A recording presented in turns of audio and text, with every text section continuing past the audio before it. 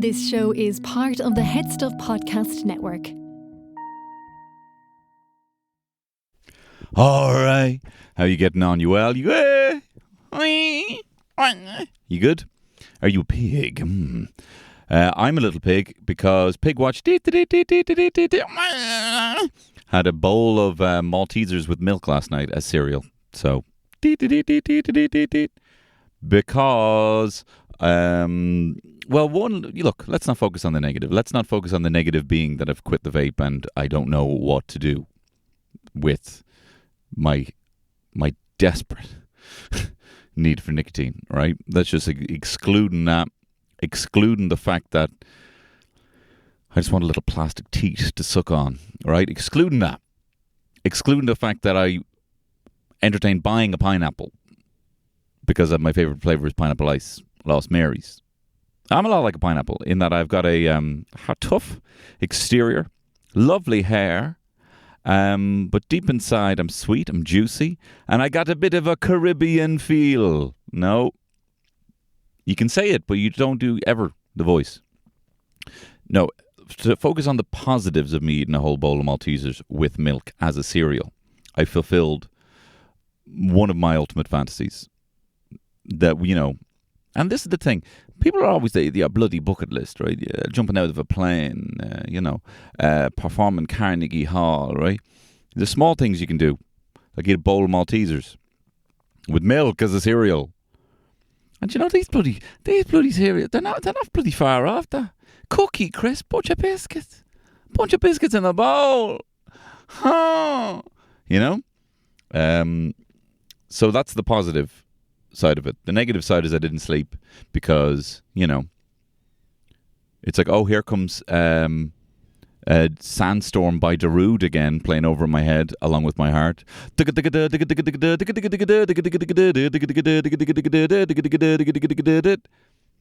I'm like, all right, well, now I'm awake. May as well look up videos about how to download an N64 emulator for a Steam Deck that I don't even have. I don't even have a Steam Deck. Anyway, look, everything good? No, look, it's tough. It's tough to quit the vape, quit the old nicotine, but gotta be done. As you know, previously I had a thing I was doing where I was just buying Blu-rays every day, and I did that for a week, and then I had like 7 Blu-rays, and I'm like, now I've got 7 Blu-rays just staring at me there. Got Batman Forever in 4K being like, watch me, you know? That's more of a Heath Ledger kind of thing. That's more Heath Ledger's voice. He's not even in that film. But looking, you know, and I had to just stop. Look, maybe I'll grow the Blu-ray collection when I actually have the wherewithal to watch these films, you know? I need to be like my friend Kathy, who got rid of her saxophone. I know I talk about this a lot, but it was an amazing thing to hear. An amazing thing to hear someone just prioritize their own happiness by getting rid of a saxophone to not having this gold, nickel, ornate jazz machine just staring at you, being like, why aren't you a jazz master yet? And eventually just being like, hey, and it's okay. I'm just not going to be a jazz master, and that's fine. I got a lot going for me. Like, I got a big bowl of Maltesers over here, for example. You know, and that's the thing. Joy of missing out. I need to remember it. I need to practice it a little bit more. Also been deep on the social media, looking at people. Did a while there, not going on it for a while. And then I was back on it, and I'm like, piece of shit on show. Dog shit magoo is anam dum. Is Misha Bart Simpson's Misha piece of shit. You know? And I know I've said this before, but that's the thing the Soch does. The Soch, more than anything, is just forget, you know, it's tapped so directly with the want. Need. Don't have. That you just lose your identity. And not in a kind of like blissful, meditative way.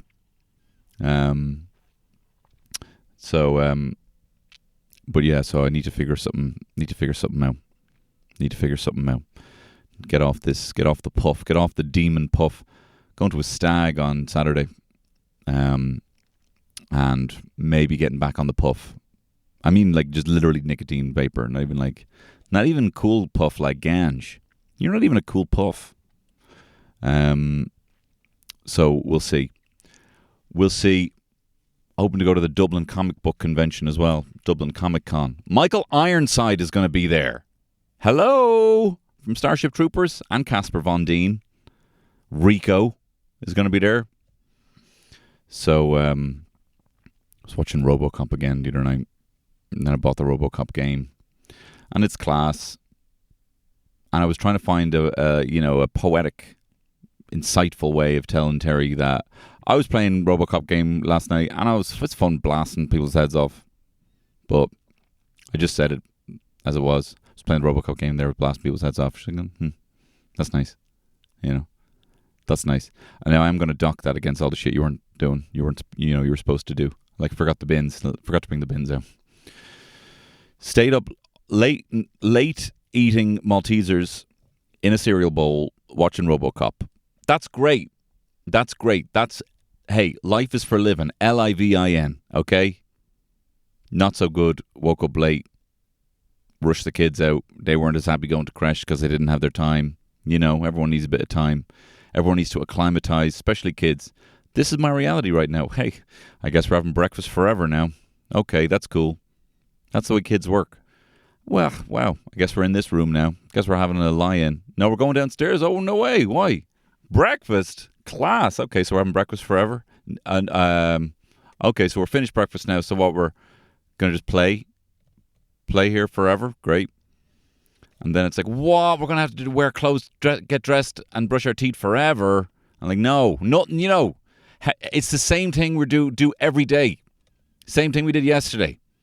But they need to come to terms with it. They need to, it's like McConaughey getting off that planet where everything goes on. And then, your man is there with the beard and he's all like, you've been gone for 17 years, And they're like, what? Every single time. Every single moment there, Scott Bakula quantum leaping into a new reality. So I didn't give him the time for that. So then for me to be like playing RoboCop last night, blasting lads' heads off. Okay, cool. Yeah, that had a real negative impact. But I'm back into RoboCop in a big way. Got me thinking about all the, me and Kevin McGarren talk about it quite a lot. All the like 18s or rated R, if you're a Yankee Doodle, just pieces of IP that we were obsessed with. Like I had a RoboCop toy. I had Terminator toys. I didn't see Terminator 2 Judgment Day in the cinema, but I saw it as soon as it was out on video, which is probably 1992, when I would have been 5. And I'm there watching him reef the skin off his bones to reveal a metal robot arm.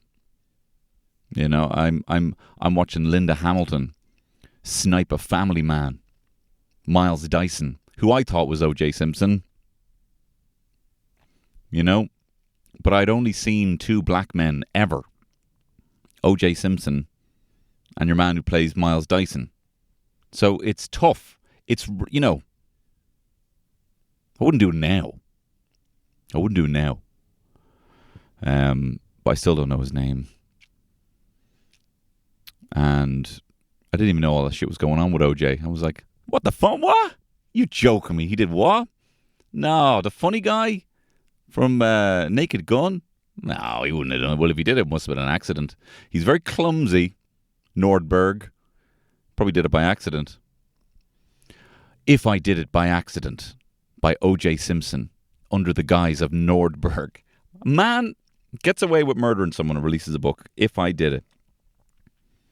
He should have done If I Did It by accident. By falling and accidentally dropping a glove. But anyway, look, what was I saying? I don't know. Yeah, I might be getting back on the vape. Is that what I was talking about? No. Look, I'm going to give it a shot. But no, I'm back into RoboCop. But I'm tentative. I know, I have someone in the house who wants to hear all about this. the young fella. Like, dear, well, can I just talk to you? Can I talk at you about RoboCop for a little while? And he'd be like, yes, hang on a second. I'm just going to lay a towel down on the floor for my jaw to hit so it doesn't hurt. 1 second. I'm going to put a little velvet pillow down there so I can listen to you talk about RoboCop. Like, what a dream. But it needs to be something I don't exploit too much. We're going to the Dublin Comic Convention on Sunday. And this is how mad now. Remember I was telling you about how I was at the wrestling and it was ruined for me because I was looking at all the boys, just mostly boys, some girls, staring up at their favourite wrestlers with their fucking, oh my God, my God. Wow. And I cried like 4 times. Similarly, I'm going to a stag with my friends. It's a stag do in Dublin. It's going to be great. But I'm like, that's the same time as I could be getting to witness the wonder of people in cosplay. And I'm, with my young fella. And I'm like, I can't believe that sounds as good to me as a stag do. It's wild. It's wild. Corrupts your soul. Went to the beach there and don't know what it is. I got a fever. I got an urge to dig a hole. I have to. It's like I am some, it's like some, those insects that like they burrow into the brains of like a spider or something, and the spider like builds a nest for them. You know that? That's what I feel like. I have this urge that comes from far beyond myself. It's like a symbiote is on my brain thinking this needs to be the perfect tunnel for the Queen. I have to, and if anyone asks me to stop, I can't.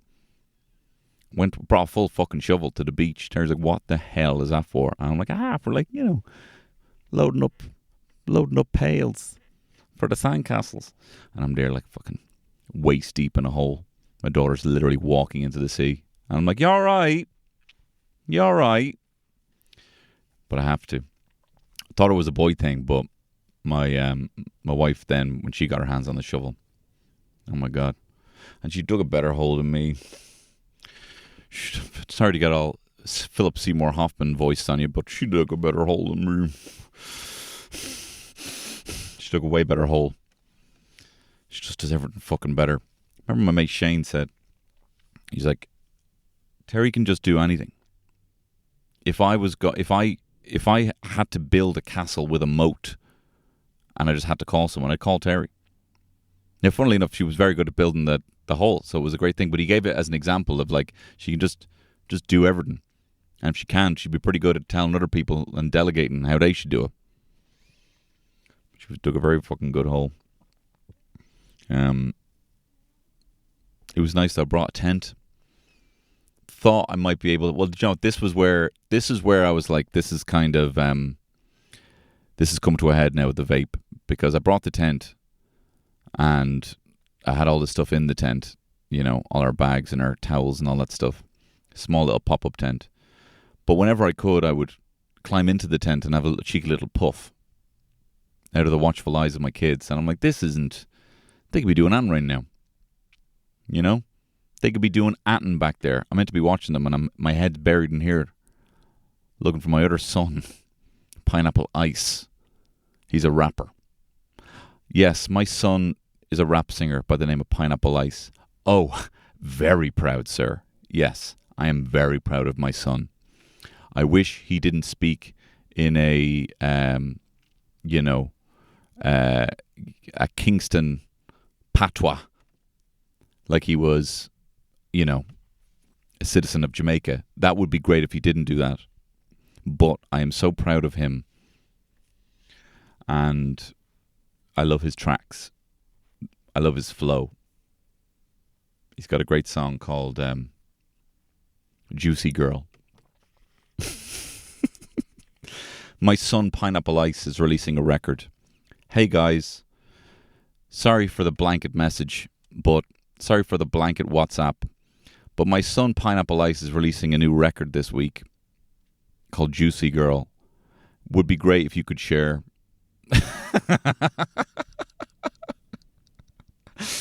I'm so proud of him. I'm just so glad that he's just finally broken up with that girl and is fulfilling his truth. Proud dad alert. Hey guys, proud dad alert. My son Pineapple Ice has released a new record. It's called Juicy Boy. I know it's very similar to the last track, but if you could please share it anyway. He's just trying to cover all the bases. Hi guys, sorry for the bombardment of messages here. He's got another one, Juicy Non-Binary, and look, if you could, sorry, I'm up the walls now telling him he needs to come up with a new beat, but here we are. Anyway, if you could reshare. So yeah, there's that.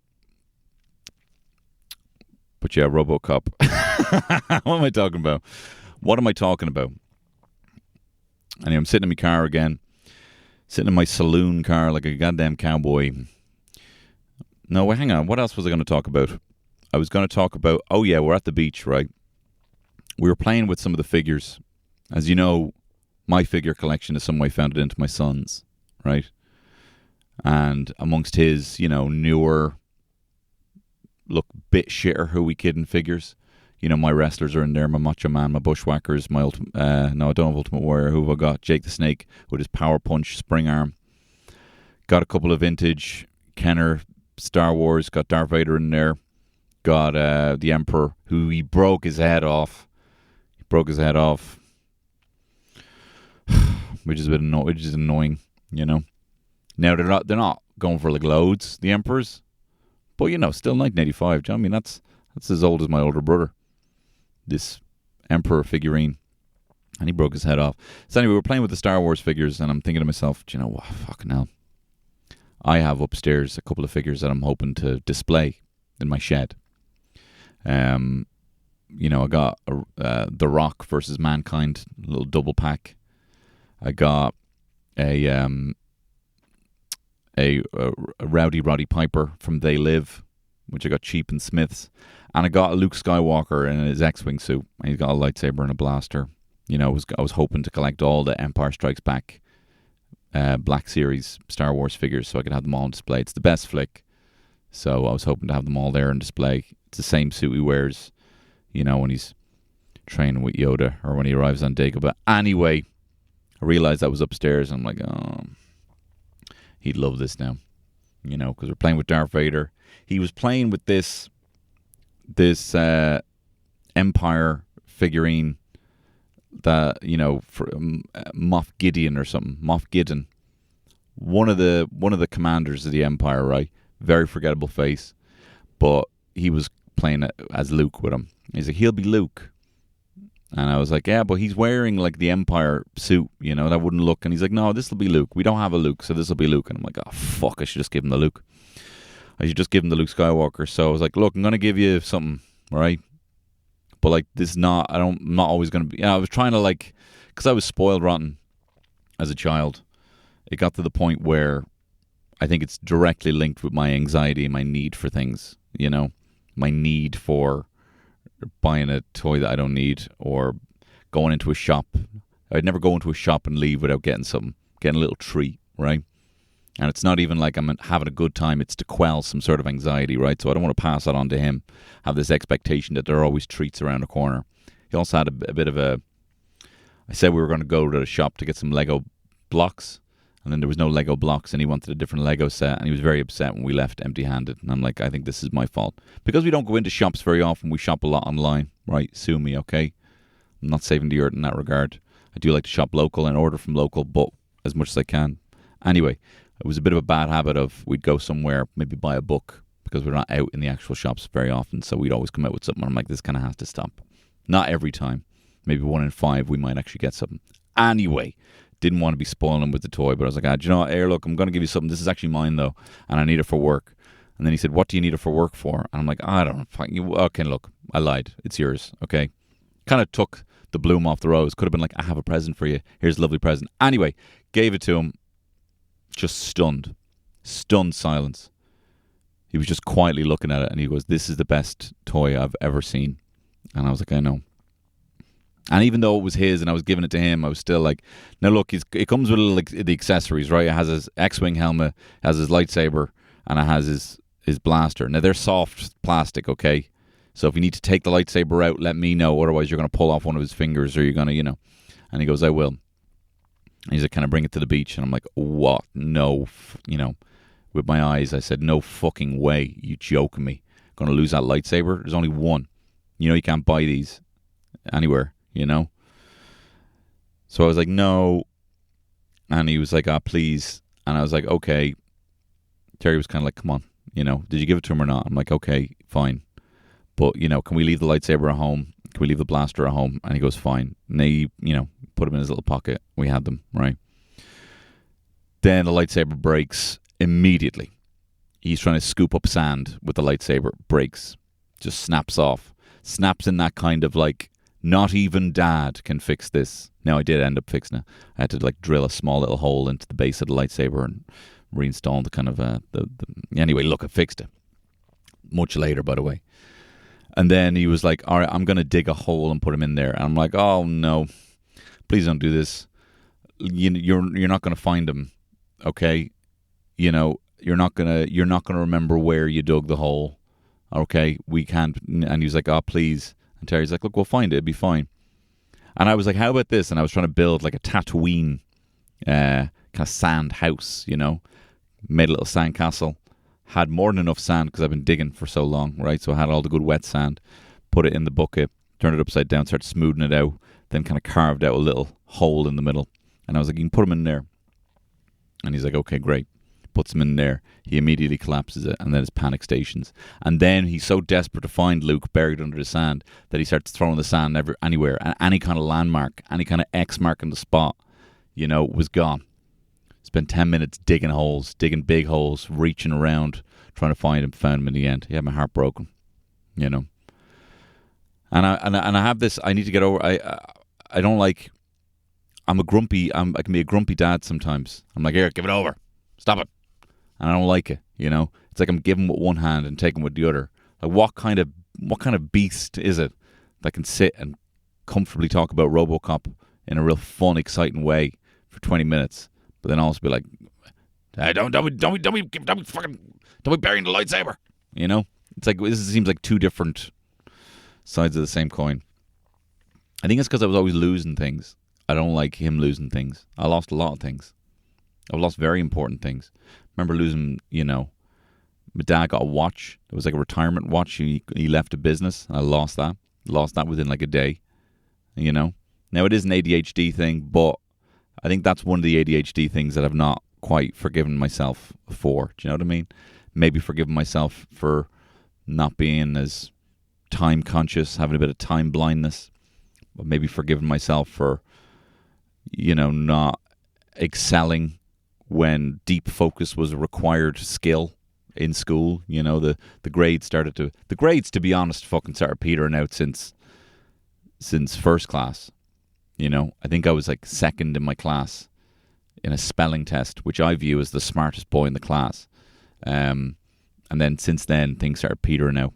One of the very few people I know that did best in their junior cert mocks, and then gradually got a worse grade.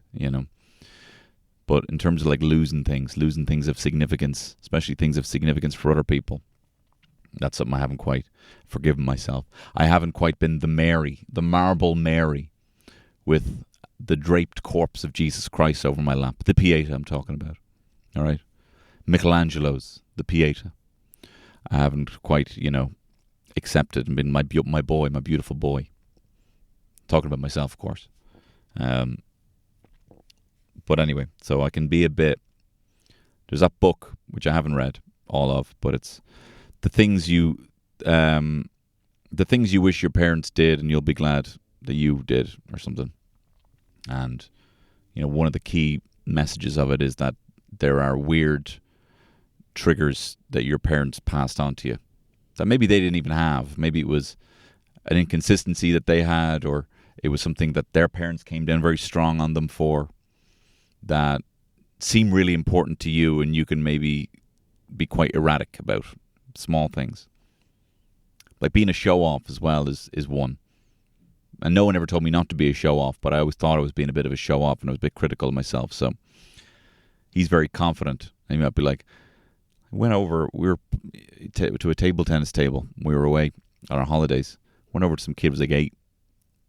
And this is another thing I'm triggered by, is being uncool in front of older kids, because I was always trying to follow my brother's friends around, and I had the most uncool moment ever. I've told you about this, my most embarrassing moment where, my brother was like, I was like, please can I play with your friends? Please can I hang out with your friends? And he's like, no. And then I went against his word, and I approached him and his friends, and in the schoolyard in Schoolwear, and I thought I knew his friends' names, and I went over to one of them, and Andy was like, what are you doing here? And I was like, all right, Anto, to one of his mates, and his mates was like, my name's not Anto. And I was like, yeah, I know it's not Anto, but that's my nickname for you.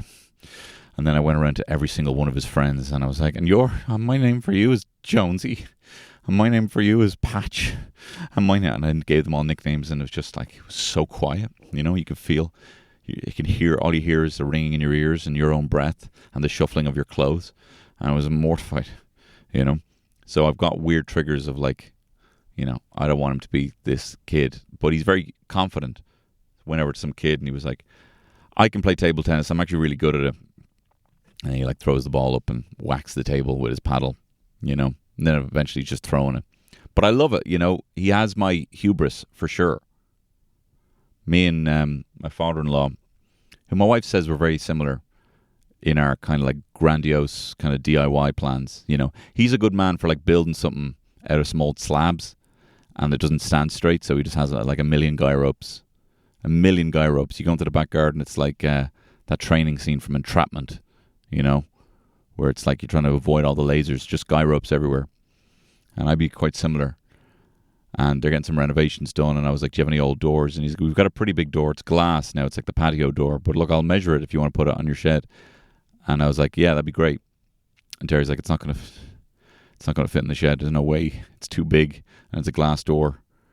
And do you know how hard it is to hang any door, let alone a glass door on a shed?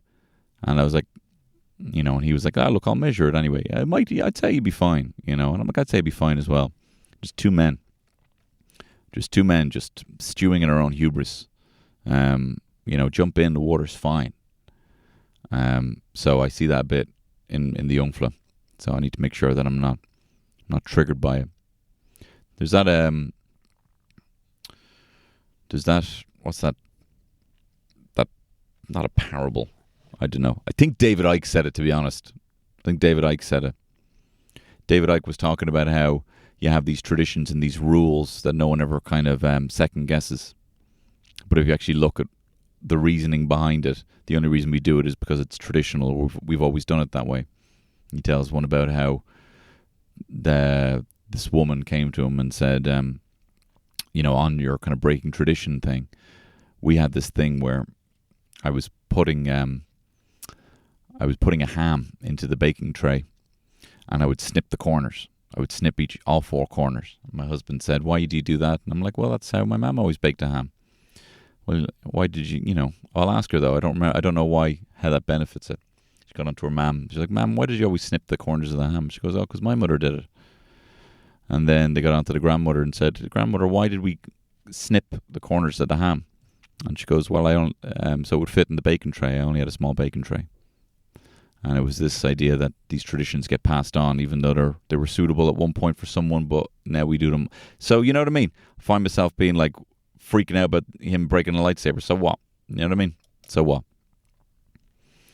And I know I told you this before, but I remember I gave the young fella some cash, some coins, and he's like, I want to carry them in my hand. And I'm like, no, that's a bad idea. Why don't you put them in your money box? He's like, no, I want to carry them everywhere with me in my hand. And Terry just kind of looked at me being like, well, look, we know where this is going to go. Whatever, it'll be a lesson learned. And then we were on the way back from the park, and he's like, I can't find my coins. And I was like, oh, no. And then he goes, will you give me some coins when I go home? And I was seconds from saying, absolutely, son. Of course. And she goes, no. And I was like, all right, I understand this. And now I need to, rather than have Terry be the deliverer of bad news, I need to double down on this and be like, no, actually, we're not going to get you coins, son. But next time, I think you'll just be a bit more careful. He's devastated. And then I was saying this to my mum. I was like, he lost those coins, and I just realized the difference between these kind of parenting kind of things, because I would have immediately wanted him just to feel better. And then my mum was all like, I'd have given him a fiver, she said. I'd have given him a fiver. If he lost one coin, I'd have given him a fiver to make him feel better. And those are the different types of... But I told you, I'm on this kind of like the Myers-Briggs emotional. Is everybody happy? Are we all good? Is everyone happy with me? No one's going to leave me if they're not happy, are they? Just to check. I just want to check real quick. We're all having a good time, guys, having a couple of beers. You're all happy with me, right? Haha, great. No one's going to leave me, are they? Good to know. What? No, I'm good. Just checking. Ha ha ha. Just checking. Just checking that I make everyone happy and laugh. Because you'd leave me, right? What? I tell you, nothing casts your own bullshit. Nothing you can get. If you want to put your own bullshit under a microscope, quick, have a child. Highly recommend for that. But here's a lightsaber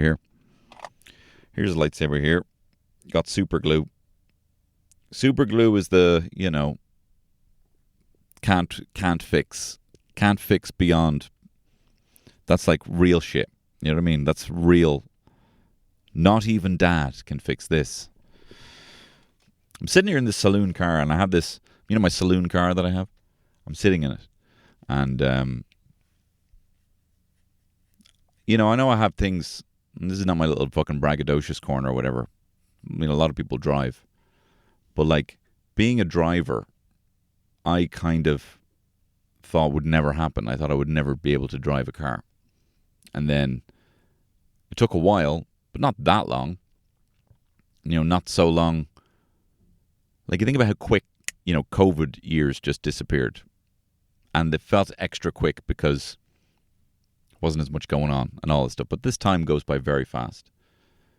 And I did 12 lessons, and they're also just blips. I don't have huge memories of doing these 12 lessons. I've told you about every single, driving test that I failed and all that kind of stuff.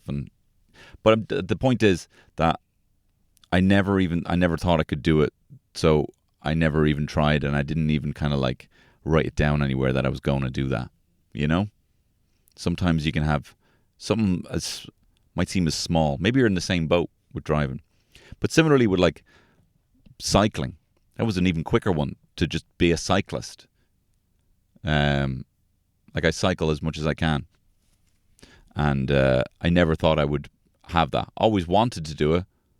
Always looked at other people that did it, but there was a real fucking deep barrier, real thick barrier that before I could like break through. That was like, this barrier is like, oh no, that's something someone else does. You know what I mean? You almost have to like break through the barrier first of that's something someone else does, and that's the hardest part, is breaking through that barrier.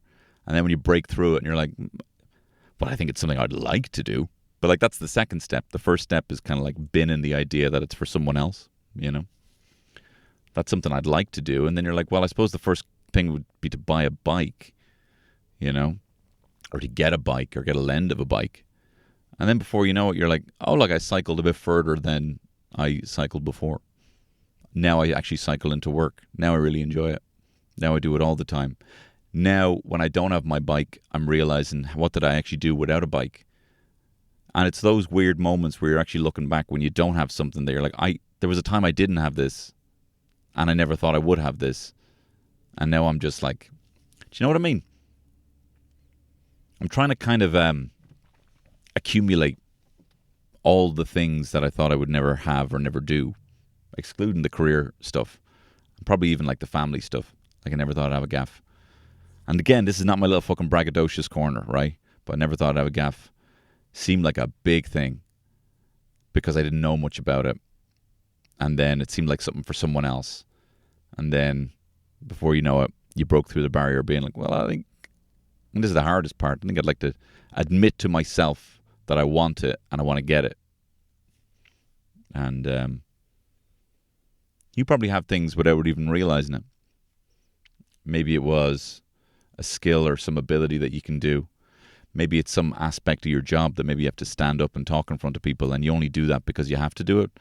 But maybe in your teens, maybe you were like 17, you were like, oh my God, that'd be my idea of hell. I don't think I could ever do that. And I don't know if we ever sit and take stock of all those skills that you kind of acquire that you now have. That once you had, there was no like celebration for. It's just now part of your life. I don't know. Hey, have a think about it, huh? Or don't do it. Do you know what I mean? What the fuck do I know? What do I know? When would you ever? There's some people who would fucking roll their eyes if I was like, hey, take like 3 minutes to like write down a list of all the things that you are actually able to do now that you didn't think you were ever able to do, and you thought that was for someone else. And maybe use that for the other things, because not everything's for everyone else. I remember chatting to this ultra marathon runner, and she had only gotten into this. Me and Kevin McGarren were doing some radio show for a day as guests, and chatting to an ultra marathon runner. And she was like, well, I started just getting the Couch to 5K app, and then I just kept going and just going further.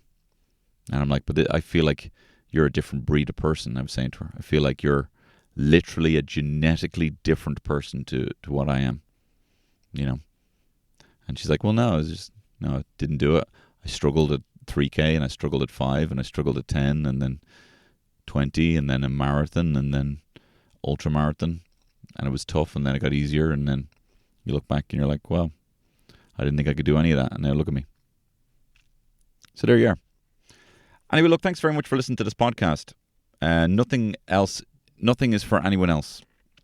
It's all there on the smorgasbord for you. But also, keeping in mind the joy of missing out.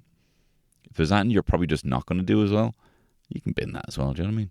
You can bin that. If it's not for you, if it's not giving you the dopamine, if it's not giving you the momentum to try and improve, you can also fucking bin it. Do you know what I mean? You don't want a big fucking jazz master sitting in the corner telling you you're not good enough. All right? Anyway, look, I love you. All the best. Bye-bye.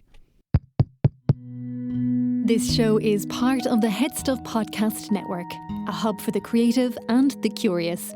Shows are produced in association with Head Stuff and the Podcast Studios Dublin. Find out more or become a member at headstuffpodcasts.com.